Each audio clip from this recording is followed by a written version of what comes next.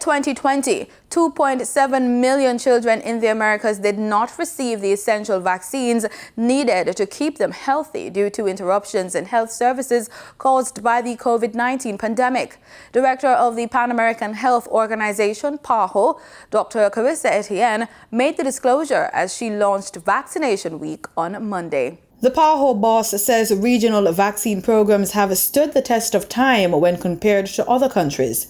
Our region leads the world in the successful eradication of smallpox, the elimination of poliomyelitis, measles and rubella, and the early introduction of new vaccines such as pneumococcal, human papillomavirus, rotavirus vaccines, among others.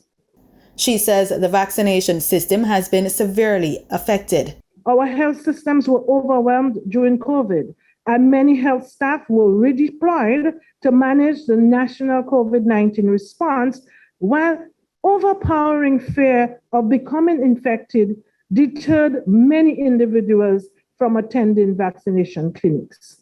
Dr. Etienne adds that even before COVID-19 brought the world to a sudden halt, our coverage for routine vaccines had fallen below optimal levels. The past 2 years have rolled back nearly 3 decades of progress on polio and measles vaccination and left us at risk of reintroduction.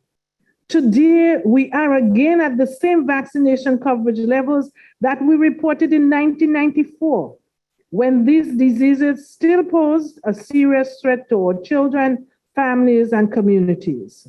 This year, the countries and territories of the region plan to immunize around 140 million people for Vaccination Week, which celebrates its 20th anniversary, April 25 to April 30.